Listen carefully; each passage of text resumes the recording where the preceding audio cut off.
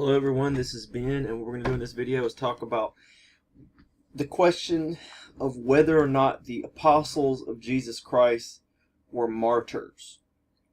In other words, were they willing to die for what they believed in terms of were they martyred for their belief in Christianity, in their claim that they had observed the resurrection of Jesus Christ and that he was still alive and that kind of thing. So the claim is that the apostles were martyrs, the apostles of Jesus Christ. Not necessarily every single apostle, but that there were plenty of such apostles. And what we're going to do is just examine that claim and try to test it with historical evidence. All right, so we're just going to try to shoot it down and just see if any evidence helps it rise above the attacks and the criticism. You know, we're just going to test it. So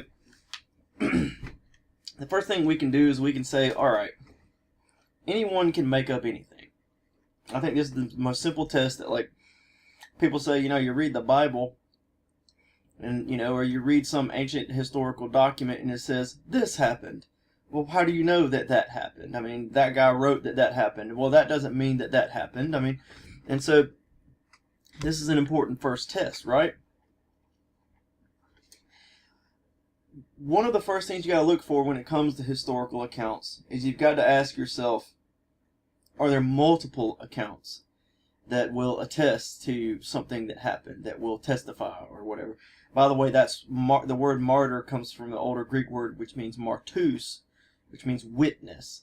And so the Christians kind of changed the definition of that word because they're willing to die for their witness. And so martyr means something else in our language today. But anyway, again, you've got to ask yourself, if there are multiple accounts, is it possible, or is it remotely likely, I guess would be a better way of putting it, that multiple people would make up a story and just by accident make up the same story? Okay, so that's our first test that a lot of people don't think about. It's like, we're not talking about one account, we're talking about multiple accounts. I mean, that's one of the first things you look for in history, right? Multiple people wrote down that this happened. Okay? Because, yeah, anyone can make up anything. I can make up any story, you know, right now. But the first thing we got to look at is, are there multiple accounts that claim that this happened? Okay? And what that means is it's very unlikely that multiple people made up multiple stories that really tell the same story by accident. Okay? And most of you probably are right there with me. You're like, okay, yeah, that makes perfect sense. But, and here comes the next test, right? But these multiple accounts have some sort of common inspiration. And so they could still be lies. So in other words, like, of course they could be inspired because, you know, something happened and everyone was there and so they're true and they're just retellings of what people saw happen. But they could be lies in the sense that, like, one story could be inspiring the other story or other stories, right? So one guy made up a story and then another guy copied off of that guy. Or maybe there's a third guy who's the original guy and he's the first one who wrote it down, or she, and then everyone else is just, you know, copying off that guy. So that you don't have multiple people independently making up a lie, but rather they're dependently retelling one guy's lie. So that's, you know, common inspiration, right? Now, the issue with common inspiration, and this is critical for us to understand, if in that situation, that means that the story is spreading. That's the only way you can have a story inspiring other people to write it down and tell it, is if the story's spreading. Okay? Therefore, in that situation, odds are that someone would have, I repeat, someone would have taken the time to tell the truth or debunk this lie. If the lie is spreading, then odds are, most likely, more likely than not, that somebody somewhere would have taken the time to debunk it. Which means we can apply a different test. We can say, do we find the debunker story that debunks the lie? If we fail to find it, then that would become, you know, evidence that these stories are true. Because they are lies and the lies are spreading, then there has to be a debunker. Does that make sense? So, like, hopefully you're following me there. In other words, if you have a good reason to expect to find a thing, and it's more likely than not that you would find the thing, and you don't, that means it's more likely than not that the thing does not exist. If and only if there is very good reason to expect to find the debunker story. Well, first of all, not only are we talking about multiple historical accounts that claim something happened, but we're also talking about multiple historical accounts that date to the lifetime of the eyewitnesses. So in other words, we're talking about Peter and Paul and James, I think, are the only real martyrs I'm going to refer to in this. Just three guys. James, the brother of Jesus. In which technically Peter was the only one of the 12 apostles of Jesus. Paul and James actually were later followers of Jesus after Jesus was gone. But if they date to the lifetime of the eyewitnesses, that creates an even stronger motivation for there to have been some debunker account. And so what we're going to do is we're going to say, okay, is there any explanation for why we don't have the debunker stories today? What happened? But I think we all can agree that someone somewhere would have had to have said something, written something, or just spread by word of mouth the debunker version. Now, as far as the dates go, for all of the sources, I'm going to give you 7 sources for the martyrdom of the apostles. And, they all agree. And the dates, I'm not really going to engage in a big debate about the dates. But one of the first, we'll just go right through the list. The first one we've got is 1 Corinthians, the book of 1 Corinthians. And in this one, it's interesting because it's written by Paul. And of course, it doesn't include the martyrdom of Paul, because Paul doesn't write a book, obviously, after he's dead. But it talks about what's important for us is also that they lived the lifestyle of a martyr, that they faced death constantly. So he talks about this in 1 Corinthians chapter 4. He also talks about it in more detail in 2 Corinthians, but we're just going to focus on 1 Corinthians for just as for our list, right? We could add more things to this list. And generally accepted, you can go right to Wikipedia for like the basic generally accepted dates, and we can just roll with those dates for all these books. I could introduce arguments and try to push the dates somewhere else, but generally accepted, 1 Corinthians is written between 53 and 55 after the birth of Christ, right? AD. So, and the place where he's writing it is Turkey, or Ephesus. The next source we've got for the lifestyle, the martyristic, I guess, lifestyle, if you want to make up a word, of the apostles, is the book of Acts. And again, the date for that one, just right off of Wikipedia, is 80 to 90. And of course, they cite their sources on all this stuff. This is, these aren't Wikipedia pages that don't have sources on these particular issues. The next one is the letter of 1 Clement, I believe, to the Corinthians, his epistle to the Corinthians. The dates for this one go between 70 to 140 AD. Generally, most people would date it before 100, but after 70. Okay? Now, when we talk about Clement, he's talking about the actual deaths of Peter and Paul, which would have been 60 to 70 AD. Okay? We've got Polycarp's epistle to the Philippians, which is dated 110 to 140 AD. Then we've got Ignatius, and Polycarp himself was also martyred. We've got Ignatius in his epistle to the Smyrnians, which I love that word, and that is dated 107. Alright, now I should point out, 1 Corinthians is written from Asia Minor, or Turkey, what is today Turkey. Acts is probably written from somewhere in Greece. 1 Clement is written from Rome, in Italy. Polycarp, I don't know.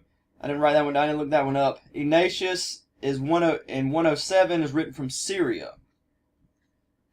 And then we've got Josephus, the only non-Christian on our list. But he also records in his book, The Antiquities of the Jews, which he was a Pharisee in Jerusalem. He would have been coming right out of Jerusalem or Israel. he writes in 93 to 94 that James was executed.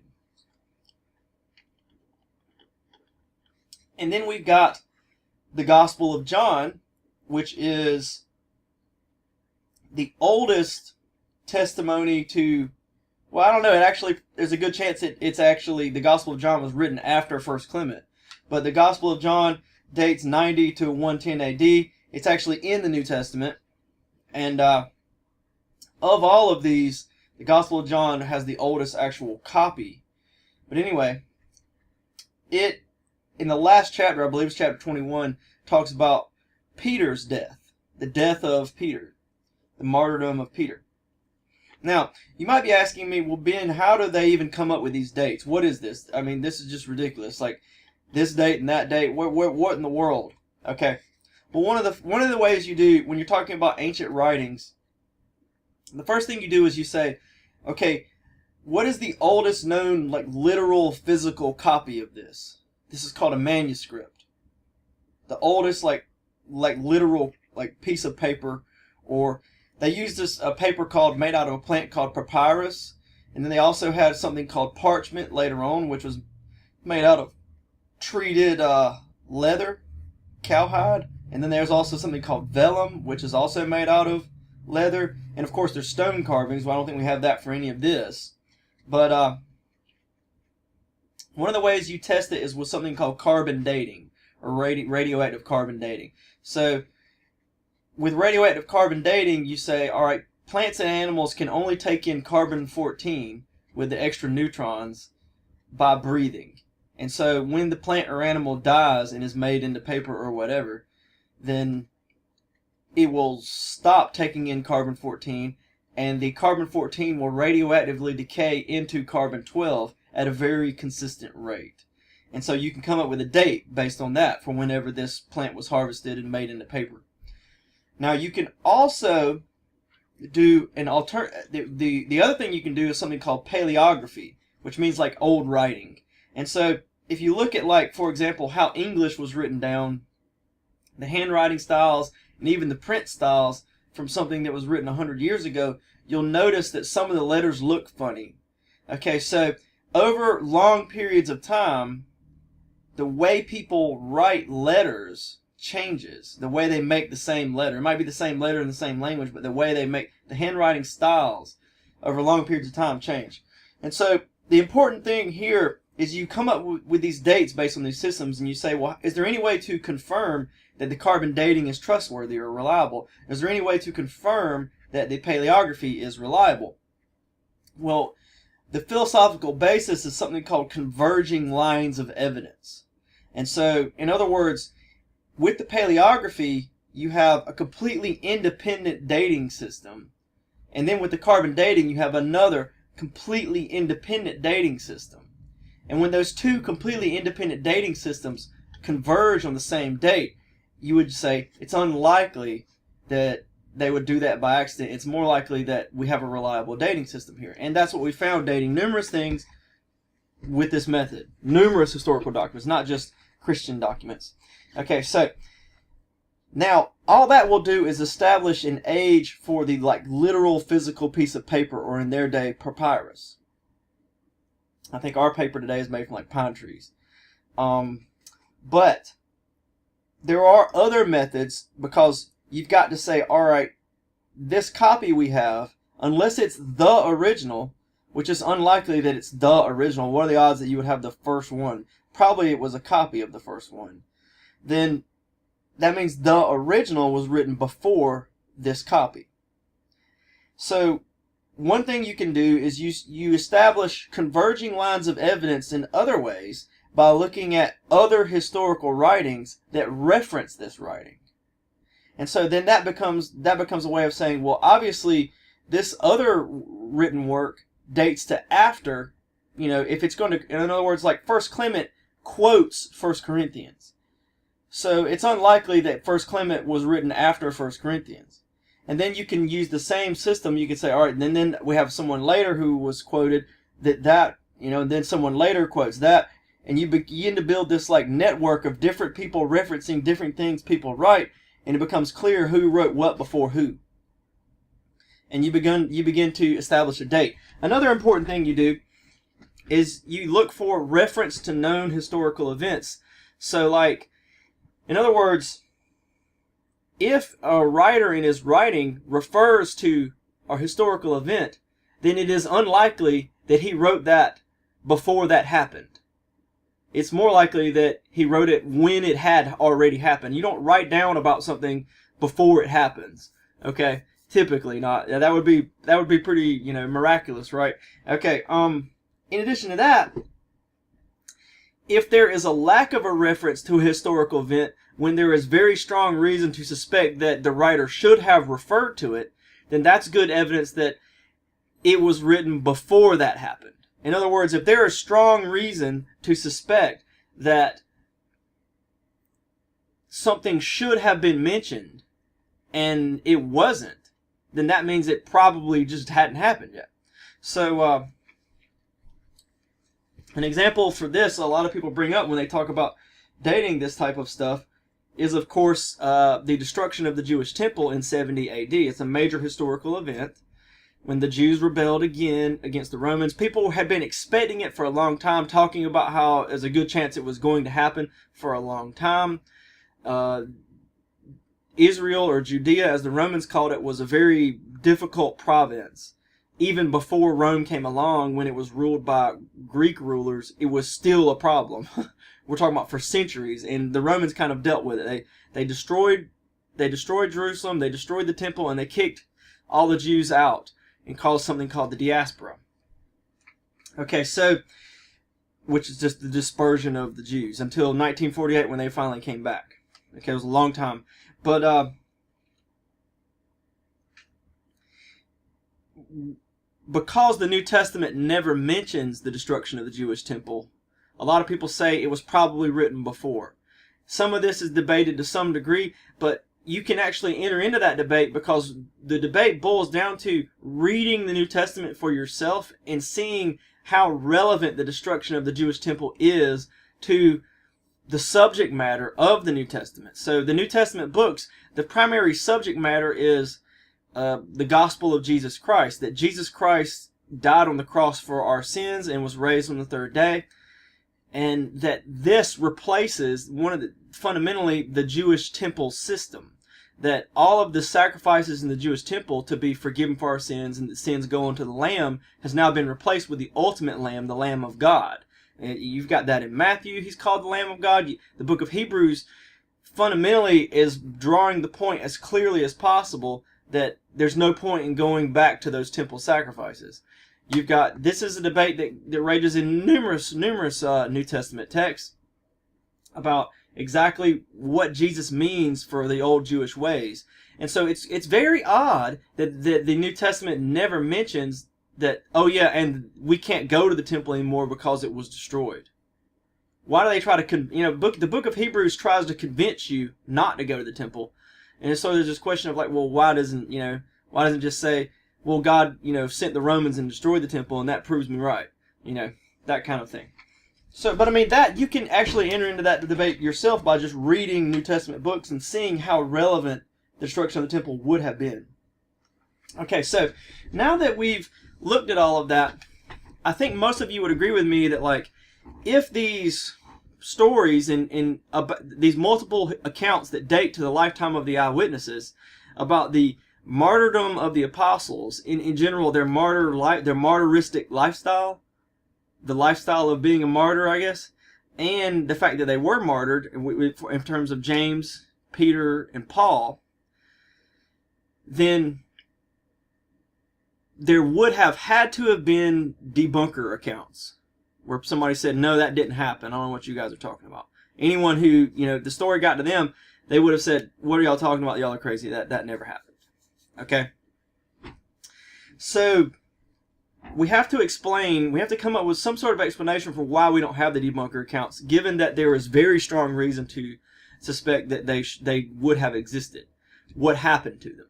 So, in this case, when we have very good reason to expect that they would have existed and they don't, then that means that something happened to them. So we've got to come up with some sort of good, reasonable explanation for what happened to them. I mean, you could explain what happened to them by saying that, Godzilla came up out of the ocean and went and found them all and destroyed them. But that's not a reasonable explanation. Okay. All right, so let's look at some explanations. One explanation could just be that they were just lost to the ravages of time by pure accident. Right?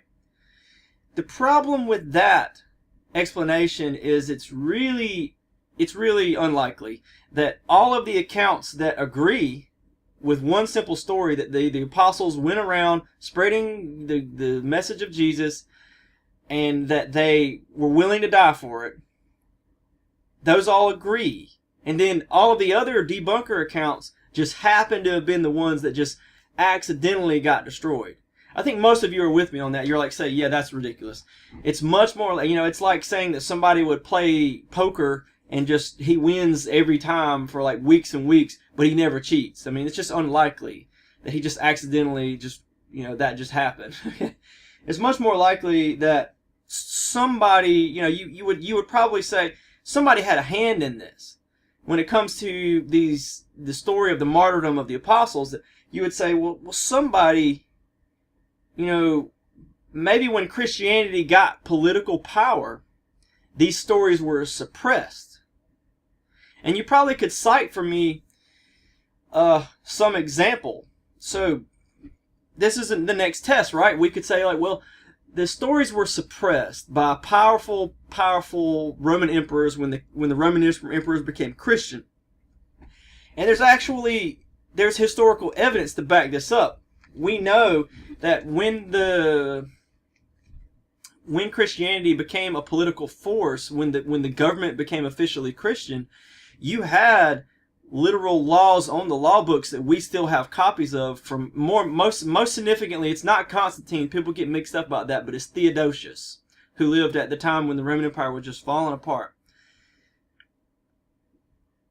That he literally passed laws to say, let's destroy all the copies of this book because it's anti-Christian. Something like that literally happened. Okay. Now, the interesting thing is that when you think about it, how successful do you think that would be? When you really think about it, like, if a story is spreading, let's say that these debunker accounts are spreading, how successful are you going to be at stopping a story? It's an old saying, once the cat's out of the bag, you can't get them back in. It's just unlikely that they were really able to completely wipe out a story from being told, from being spread, from people, writing it. It's just really unlikely. And in fact, we have an example of Theodosius. I think it's Theodosius II. I get the number mixed up. Where he literally made a law, Roman emperor, towards the end there, Christian Roman emperor, that there was this guy Porphyry, and he had written about 100 years earlier. So let me set the stage. 100 years before Theodosius II was this Christian emperor of Rome, you had the last days of pagan Roman emperors, and you had the big persecution of Christians called the Great Persecution, or the Great Tribulation, right? And this guy Porphyry wrote a book called Against the Christians, and it was a criticism of Christianity and why being a Christian was a terrible idea, and it was just everything anti-Christian he could put in a book. He was a philosopher, a Platonic philosopher from, I believe, Syria. And 100 years later, Theodosius orders that book be destroyed, and it appears that we don't have any copies of that book today. So you want to ask, what happened? Like, how am I even telling you that that book even existed? I mean, I thought it was suppressed, right? How do I even know that it existed? Because that's exactly my point. It's hard to pull that off. At least 7 Christian apologists, which means people that defend Christianity, took up the charge of Porphyry and wrote responses and rebuttals, and they quoted him at great length. And so my point here is that this is just a good example of what I'm talking about. The desire to suppress people fails.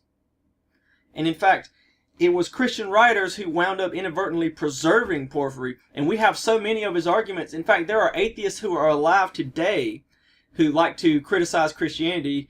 Richard Carrier and Edward Gibbon, who actually used some of Porphyry's arguments. So one of his primary arguments was that the prophecies in the book of Daniel, Jesus did not fulfill them, so he's not the Christian Messiah.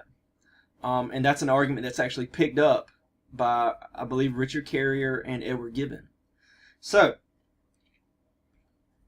let's, hopefully you get that yeah, it just doesn't make sense that you were able to suppress things. And I think most of you would agree with that, and you would say, yeah, but what makes more sense is that,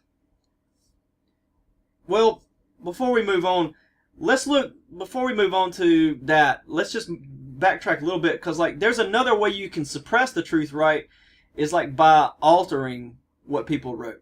And so a lot of times this carries a lot of weight for people, the idea that the stories have been altered. Like, it maybe some people even claim that the New Testament didn't say originally what it says today, that it was altered. Okay. Now, this is a really, really flawed way of thinking, because the way most people think of how we got the Bible is they think of it in terms of like a game of telephone. And in the game of telephone, I whisper in your ear, there's a snake in my boots. And then you whisper in the next person's ear, there's a snake in my pants.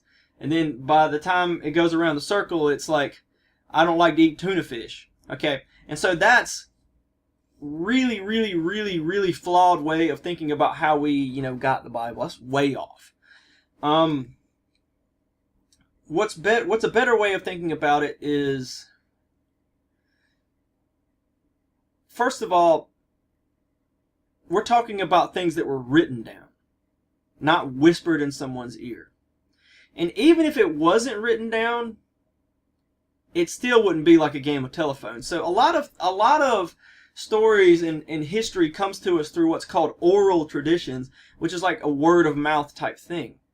But in those oral traditions, you don't just whisper something in someone's ear one time. You say it to them, and then you have like a class of students who are learning it, and then they repeat it back to you, and they pass the class if they can repeat it word for word. Like, it's a student-teacher relationship. And usually it's formed into songs with lyrics so that people can remember it better. I don't know about you, but certain song lyrics and the words to songs get stuck in your head really bad, but you'll never forget it. If someone took the time to like make you learn it, you'll never forget it. And especially if you constantly have a discipline or like a job literally of rehearsing it. So it's not exactly the worst way of sending history on down the line. But that's not even what we're talking about. Think about it like this, because that's still a chain where one generation spreads it to the next generation, right? But like in our case, we're talking about written works. So think about this. Even in the game of telephone, if I write something on a piece of paper and then hand it to you, and then you copy it, and then you hand your copy to the next guy, that's going to be a much more concrete way of knowing that you copied it correctly. Okay? Now, even that is not accurate to the way we really got, not just the Bible, but all historical ancient works. So, for example, the Iliad, which was in many ways maybe the most important ancient writing of the Greek and Roman world, we have 1,757 manuscripts or copies, separate copies of it. Okay? These aren't in a chain, they're in a web. So one guy writes the first copy, but then you make like 4 copies of that, send that to 4 places to spread it, to publish it, right? That's how you spread a written work around. That's how you publish it. And then those 4 people make 4 copies, right? So we're up to like 4 times 4, we're up to 16 copies. And then those 4 make 4. Okay? And so what you can do is you're creating a web. And by the time you get, way out to today or some later time, we'll just say 1000 AD, at the end of that web, you're looking at thousands of copies of something that each have unique chains back to the original. And so if someone introduced an alteration somewhere, it would only show up in everything that came after it in that particular chain. So what you can do is you can cross-reference all of the copies you have at the end of the web and see how consistent they are with each other. And that will tell you if the copies you have are accurate. So in other words, when it comes to the New Testament, for example, this is just an example. It's not so super relevant for us, but like when it comes to the New Testament, you're looking at thousands of copies. You're also looking at translations, ancient translations. In the case of those translations, and all of that, there's something like a 99% at consistency. In other words, there is alteration. That not all of the copies we have agree. As you go back to the earlier copies, the discrepancies are smaller. And it's also very important that the discrepancies we have in the copies are always minor. Like it's never, in terms of the New Testament, it's never going to change like what Christianity is. Like the commandments of being a Christian, or like the basic core doctrines. No major doctrine or command of Christianity is altered by these, by this. Now, what you could come back to me and say is like, all right, well, this web, how do you know that this web exists? Maybe just a whole bunch of copies were made at some later time. Because it's important for us to understand that it doesn't matter if it's the Roman historian Tacitus, or the works of Plato, or any ancient work. The only complete copies we have, the earliest ones, always date to the Middle Ages, which starts basically around 500. So the earliest copies might be between 5 and 9. The earliest complete copies. And so you could say, well, they just made a whole lot then, and so there's not really a big web. Okay, well, the issue there is we find lots and lots and lots of ancient manuscripts, and we keep finding more. So some people might tell you that there's 600 copies of the Iliad, when we're up to 1,757. Okay, so the thing is, the old copies we find are incomplete. They're like little scraps of paper called fragments. And for example, the oldest known copy of the New Testament dates to 120 AD. Last I checked, and it's a fragment of the Gospel of John. And so what you do is you lay that on the page, and all of the words and letters line up. It might be like a sheet of paper with holes in it. It might be just like a scrap, a tear off. But you lay it down on there, and all of the words and the letters line up. And so you've got to ask yourself, if they were altering this all the time, what are the odds that the scrap you found, that we keep finding, would somehow keep missing the changed parts? That's really unlikely when you think about it. It's like those old commercials they used to have when I was a kid. They said, I bet you can't bite a Chips Ahoy cookie without biting a chip. And it's like, we keep finding these fragments. We're talking about thousands of fragments. So for the New Testament, we have 5,800 Greek fragments alone. Not to mention the translations. And why don't we ever find the changed parts? But the bottom line is we have found some changed parts, but again, it's just not significant. And as you go back to the earlier the copies go, the less the alterations are. So that's the issue with alteration. And people say it's like a game of telephone. That's really kind of, you should just laugh at them. I mean, that's just kind of silly. Okay, it's hard to take something like that seriously. But a more serious point, and this is really the serious point that we need to address in this video, I know we're at 35 minutes, I guess, but is the lack of funding. In other words, it takes a lot of money to recopy and preserve all of these ancient works of history.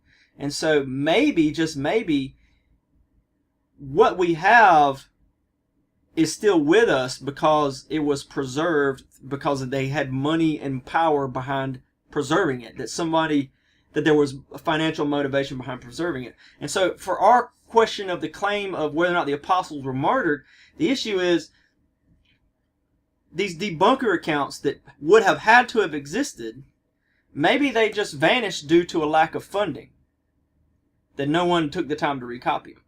This is an interesting claim because there's like some weight to this, because the estimates we have based on historical records about how many scrolls were in libraries, the reasonable ones, some of them seem like fictitiously gigantic, and then looking at the physical size of the libraries, it seems that as the Roman Empire fell apart, many libraries were actually emptied and carried to safer locations. But our estimates today are that about 5% of the ancient works are still extant, or still remain. They still exist. So that means, a ton of stuff was lost. 95% of what was written back then was lost. You say, well, there you go. That's where all the debunker accounts went, right? But there is an issue with that. There is an issue. A lot of stuff was preserved. People took the time to preserve things. Remember that guy I talked to you about, named Porphyry? They tried to suppress him, and you could think well, if most of this stuff is going to get lost to the ravages of time and just the lack of funding to support it anyway, then suppression might actually be successful, in the sense that these books are always probably going to die out anyway. But we have so many writers who denied that Jesus Christ was alive. They denied the resurrection itself. Why would someone preserve a denial of the resurrection, a debunking of the resurrection, a debunker account, a account that says that's not what happened, this is what happened, Jesus is dead, he was crucified? Numerous debunker accounts for that have been preserved. Why preserve that, but not preserve a debunker for the martyrdom of the apostles? That doesn't make sense. It just does not make sense. So let's just look at what I'm talking about here. But yeah, in addition to that, there's another issue. We'll get to it later, but there's actually lost text that we have refound. So in 1948, the Nag Hammadi Library was found, which was like a jar with a bunch of written works in it in Egypt that was just buried in the dirt. It was lost. It was forgotten. No one preserved it, and everything in there is got holes in it. But what are the odds that we would find, it's mostly filled with alternative views on Christianity, alternative views on the origin of Christianity, on the story of Jesus, what would later be called heresies. What are the odds that we just wouldn't happen to find in there denials or alternatives to the story of the martyrdom of the apostles? How do we keep missing this? Okay, it seems that we're looking for something that just doesn't exist. Okay, and again, I'm not saying that these anti-Christian writers are more reliable because they're not Christian, and I'm not. But what we're saying is, why would you preserve denials, in the many things that were preserved, and not preserve a denial of the martyrdom? So let's just take a look. First of all, we would have no complete text of ancient works if it wasn't for medieval Christians. Of the Greeks and Romans, we wouldn't have any complete text of anything if it wasn't for medieval Christians. Specifically, before the Roman Empire fell apart, it had been split into the East and West, and in the West they spoke Latin, and in the East they spoke Greek. The ability to read and speak in Greek died out in the West side, and the ability to read and speak Latin died out in the East side.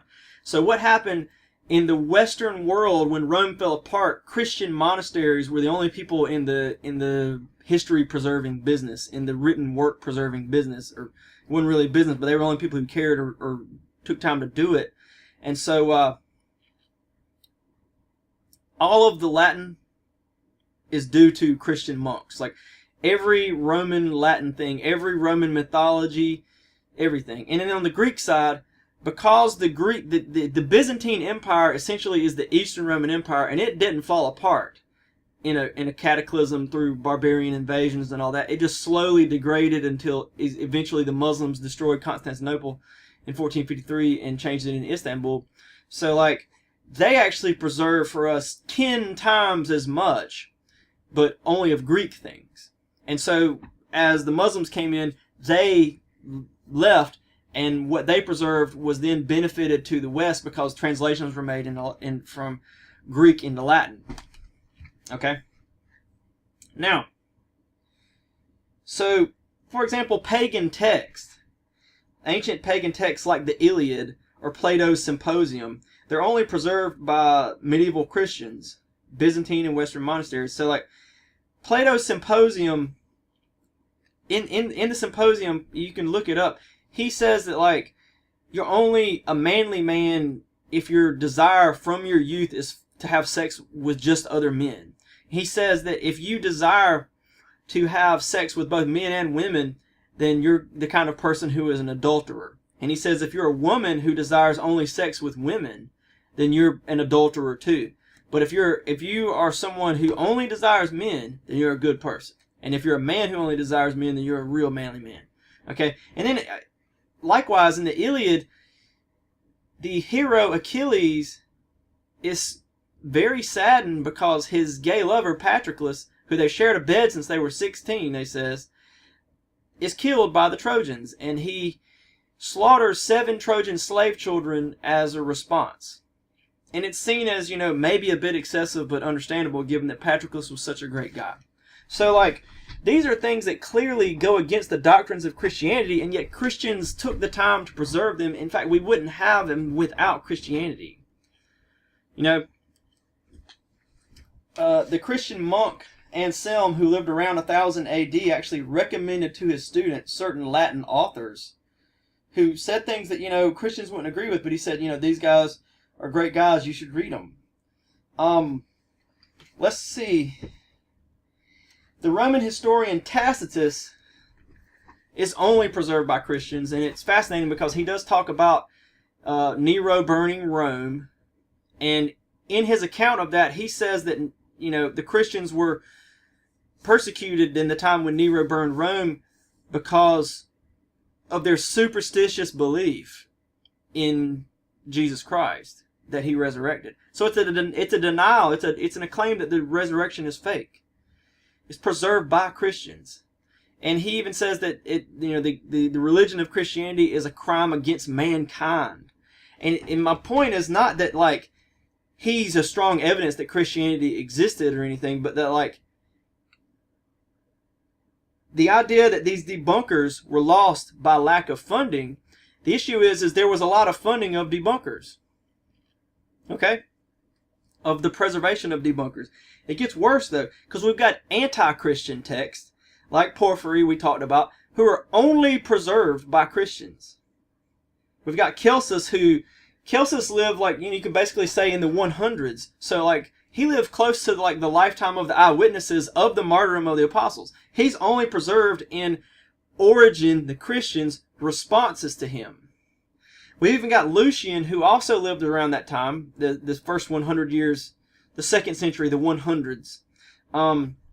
He wrote satires and sort of comedy plays and stories. And in his story, he makes the Christians like the butt of his jokes. That like, especially he makes fun of their whole concept of charity, and that like they don't believe that like they believe that like they have immortality with Jesus, and so they do everything they can to help other people, and how foolish this is. And his point is like, you can easily rip these people off, Now Porphyry, he argued that Christ is a false God. And he said Christ was a great philosopher, but the Christians turned him into a god. So again, the resurrection's a lie, and the incarnation's a lie, and all that's a lie. I think he probably would agree that Jesus was crucified. You don't really find anyone who, in any of this, that doesn't claim that, that has issue with that. But like, he says Jesus is false God, and his argument in defense of this is precisely because he doesn't save Christian martyrs. So they're worshiping a false God, because if he was really God, he would save them from being martyred. All right, now Lucian, like I said, Lucian of Samosata, that if you want to look him up, he mocks the Christian concept of charity as an easy way for a person to make money. He calls them fools for what they believe in. He denies the resurrection. He mocks the way the Christian belief in immortality leads to their lack of concern for worldly goods. His writings were preserved only by the medievals. So in his case, we actually have his writings, not responses to him. He's a work of, like, he was a fictional author that was kind of making a spoof movie of Christianity and a bunch of other stuff. But the oldest copy of him dates to 900 AD. Okay, so now let's not forget that the books of Matthew and Acts in the New Testament preserve denials of the resurrection for us. I mean, we need to think about that, right? They preserve denials of the resurrection. Okay? The earliest ones, I mean, in the book of Matthew is the disciples stole the body. Okay? So, again, this is a point that's important. It is in the interest of Christians to take up the charge to rebut the criticisms of Christianity. There is a strong reason not only to expect that someone, if the martyrdom of the apostles didn't happen, there's a strong reason to expect that someone would have debunked it if it was in fact a lie and something that they could debunk. But there is also strong reason to suspect that it would have been preserved because Christians are interested, clearly. I mean, Porphyr had 7 Christian apologists responding to him. Christians are interested in responding to their critics, and this stuff got preserved. So it's in the interest of Christians to preserve these attacks on Christianity in their responses. So you've got to ask, I mean, you look at Porphyry, not only did he criticize the resurrection, he respected Jesus as a philosopher apparently, but he really condemned the character. He really, you could say he assassinated the character of Peter and Paul. He really just wanted to run them under the ground as just bad guys. And yet, nowhere does he say, and they weren't martyred for their faith. It's just unlikely. We've got someone who's strongly motivated to bring this up, and we've got Christians who are strongly motivated to respond, because in the 2nd century, you have the rise of what's called the Christian apologists. And the Christian apologists really, they take up this charge of, we're going to defend Christianity from all the attacks. And they go through, it's long and it's boring in some cases, and it's very thought out, but they wanted to bring Christianity into the world of reasoned philosophical debate that was ruling the pagan thought at the time. And they wanted Christianity to rise up in that arena, because that's where they bring it. Basically you start having educated, wealthy people becoming Christians, and they start responding to this stuff. So again, the 2nd century apologists, and in the later ones too, like 7 people took up the response to Porphyry. They never defended against this charge that the apostles weren't martyred. Even though they took up the defense against the idea that the apostles stole the body. Think about that.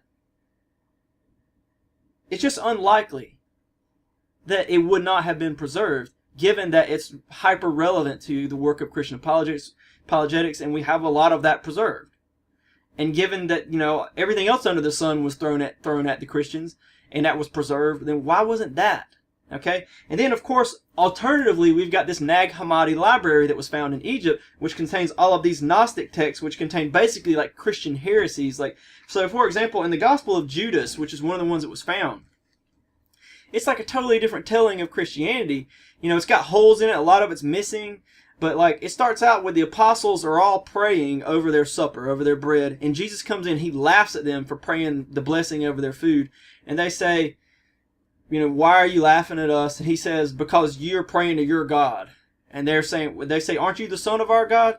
And then they say, he says, you don't even know who I am. And he says, your generation will never know who I am. And then they get angry. And Jesus says, if any of y'all can't, or strong enough, I think is what he says, strong enough, you stand up to me and look me in the face. And none of them can even stand up. And only Judas, the betrayer of Jesus, this is a totally different telling of Christianity, right? Only Judas can stand up to Jesus, but he can't look him in the face. And then he tells Jesus, I know where you've come from. You've come from the higher realm of Barbella. And then Jesus is excited because he recognizes that Judas is thinking about holy things. And so then he takes Judas aside and tells him secretly all this incredible stuff about, it's comic book stuff of realms beyond imagination and super beings and beings beyond the angels, more numerous than you can count, and super worlds and all this stuff. And then it skips a bunch. There's so much missing. There's holes. But the last thing we have in there is Judas actually getting the bribe that we know from the regular Gospels to betray Jesus. And so again, we found there's a lot of information found in the Nag Hammadi library. And why didn't we find this denial that the apostles were martyred, or this alt version of the lives of the apostles? Okay, so there you go. There's real hard evidence that the apostles really were martyred. Okay? Now you may say, let's see, since we've taken so long and I'm going to take up your time, there are some interesting things about this preservation. Alright. As the Roman Empire fell apart, it seems that, from what we can gather from history, is that Christianity was brought in as a government religion to try to keep the Roman Empire united and together. And so it became a political matter to be the correct religion, and eventually it became a political matter to be the correct type of Christian. So that's really where the motivation for, I guess, suppression and creating laws and about what kind of religion you're supposed to have and that kind of thing, that's where that kind of come from. Okay. Now what's interesting is that the medieval Christians are really the ones who preserved all this stuff. And so the interesting thing there to think about is they preserved for us what they thought was most valuable. So they preserved the Iliad. They preserved the Roman historian Tacitus. They preserved Josephus's Antiquities of the Jews, which, let's see,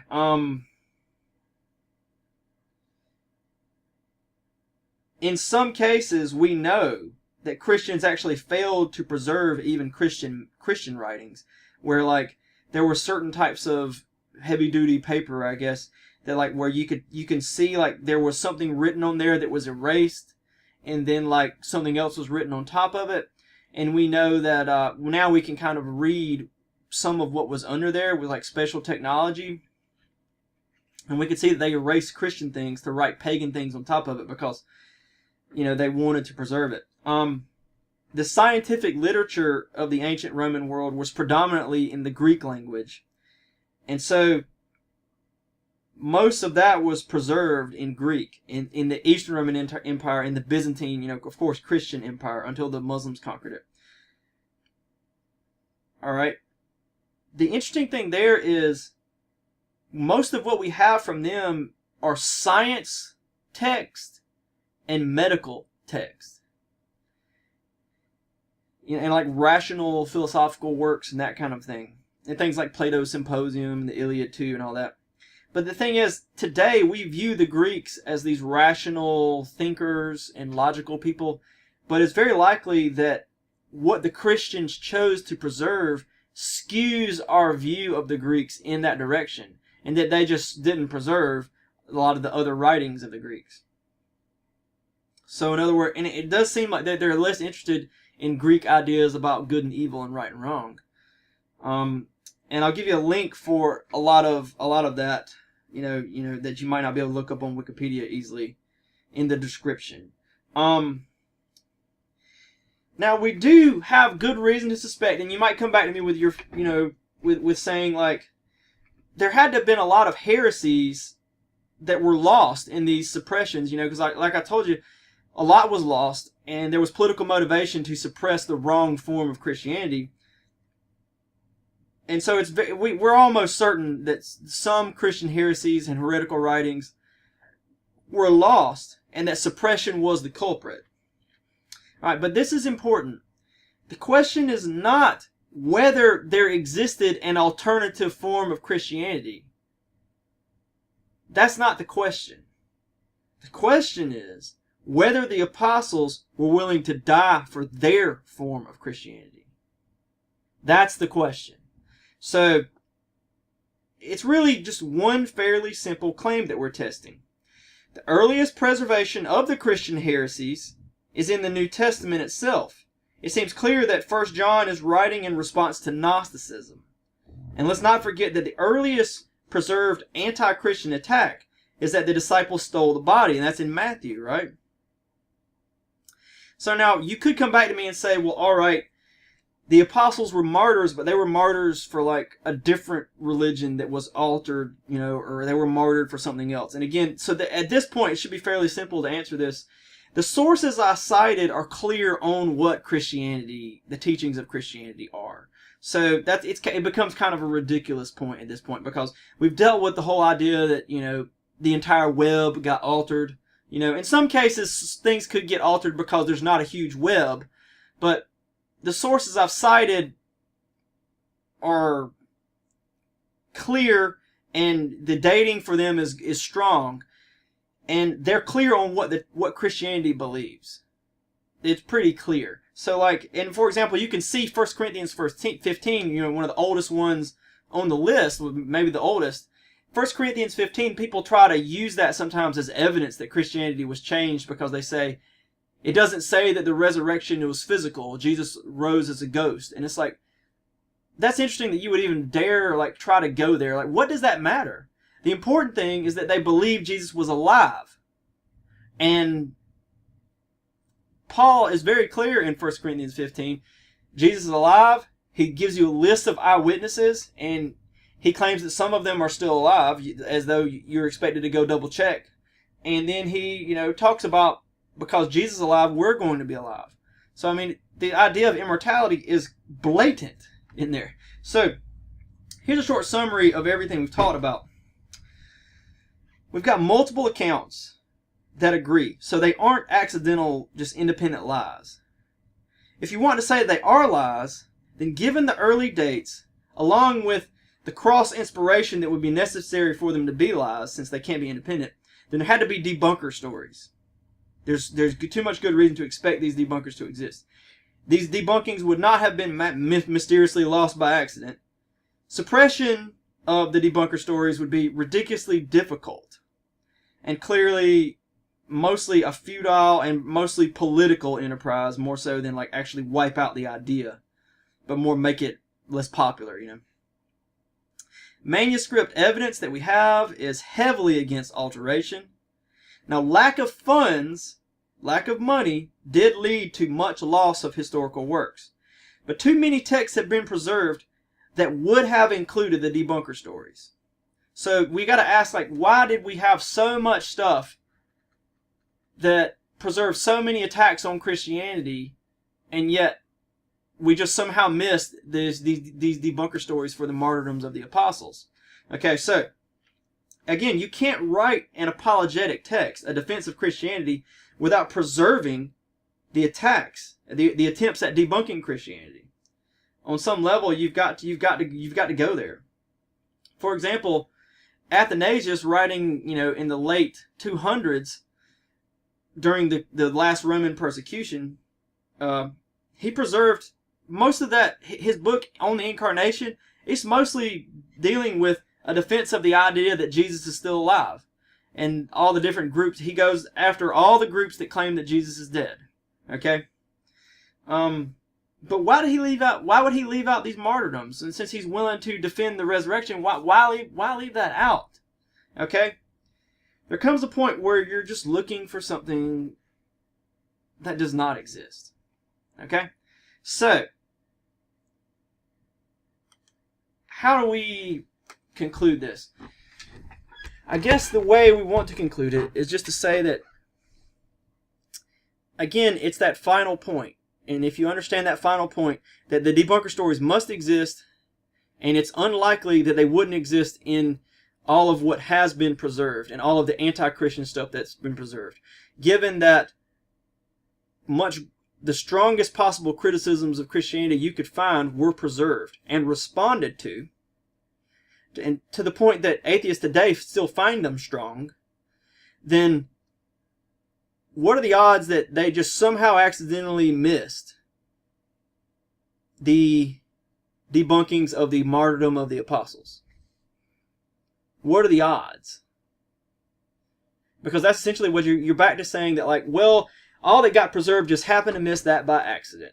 Okay? And that's just unlikely. So the historical evidence leads us to the conclusion that the apostles were martyred. And it's not so important that whether or not there were alternative versions of early Christianity. The important thing is, were there people going around claiming the version of Christianity we know? Did they believe it? Really believe it? Okay, yeah, if they were martyred for it. Another couple of reasons why you could say they believed it is because in the version of Christianity that we have from the apostles, they make themselves out to be the losers of the stories and make other people out, to be the people who get it. And there's a bunch of cases of that. But like the added point is that given that the apostles are claiming that they witnessed the resurrection, then if it wasn't true, they knew for a fact it wasn't true. So it's, in other words, they weren't being martyred for something that they didn't know if it was true or not. So, example, like if someone's martyred for Islam today in 2018, they don't really know if Muhammad, they have no way, they weren't there, they didn't see Muhammad's miracles or whatever, or they weren't with Muhammad when the angels appeared to him and they didn't ride the horse into heaven and all that. They don't know. They can believe it, but they don't know that it's not true. Whereas with the apostles, they would have had to have known that it wasn't true. They would have had to have made it up. They would have had to have stole the body, as they say, of Jesus out of the tomb. So that means that they witnessed something that convinced them. And so then the only follow-up question is like, well, could they have been tricked into believing in the resurrection? Well, that's again incredibly unlikely, because you've got a resurrection, you've got somebody who's publicly executed, who then convinces people that he defeated death. It doesn't sound like a guy who just got beat up and then, stood back up like Rocky at the end of one of those movies and just like, I'm all right. No, they believed and were willing to go to their death for the belief in that they had immortality of the soul, and they were going to go to heaven and be with him because of what they saw, how he defeated death. So again, there is a strong, powerful case that, again, because of the martyrdom of the apostles, because in the position they were in to know what they were talking about, and because it's an unlikely thing that someone could have tricked them, and that they spent their whole lives on this, that there's good reason to believe that Jesus Christ actually resurrected. Okay? Now, what that means is maybe he didn't resurrect. Because again, everything I've talked about in this video is just, this is more likely and this is less likely. So what you've got to do is you've got to ask yourself, are you willing to be honest about what's likely and what's not likely? You following me there? Are you willing to be honest and say, well, there is good, the weight of the evidence supports. There's, if you look at the side that Jesus was resurrected and Jesus was not, the weight of the evidence supports that he was resurrected. That doesn't mean that we know for a fact that he was, but we have to admit that that's what the evidence indicates. So at that point, you've got to ask yourself, okay, well, what do I do now?